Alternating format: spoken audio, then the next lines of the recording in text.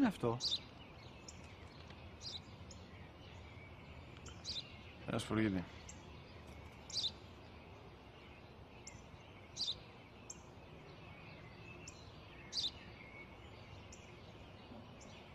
Τι είναι αυτό?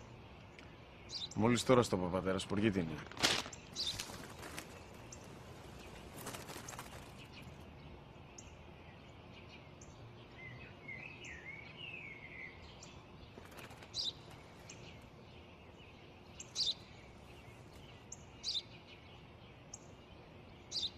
Τι είναι αυτό? Ένα σπουργίτη είναι, πατέρα. Ένα σπουργίτη. Σπου-γι-τι!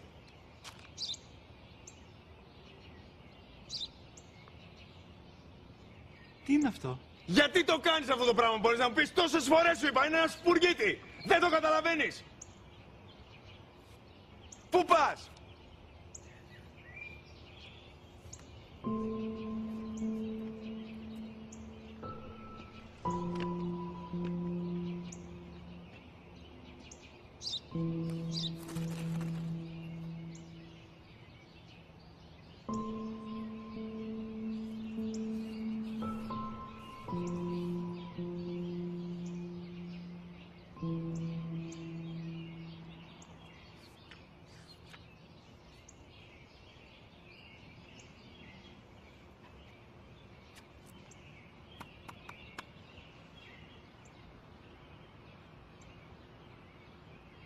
Δυνατά. Σήμερα ο μικρός μου γιος που πριν λίγες μέρες έκλεισε τα 3 καθόταν μαζί μου έξω στο πάρκο όταν ένας σπουργίτη ήρθε και κάθισε απέναντί μας. Ο γιος μου με ρώτησε 21 φορές τι ήταν αυτό και του απάντησα και τις 21 φορές ότι ήταν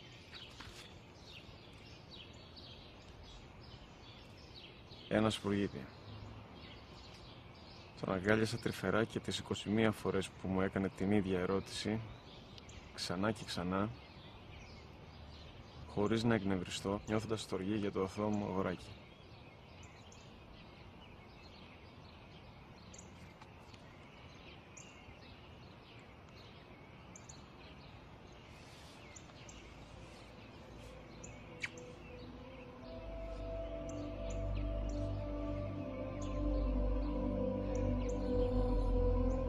وَقَضَى رَبُّكَ أَلَّا تَعْبُدُوا إِلَّا إِيَّاهُ وَبِالْوَالِدَيْنِ إِحْسَانًا إِمَّا يَبْلُغَنَّ عِندَكَ الْكِبَرَ أَحَدُهُمَا أَوْ كِلَاهُمَا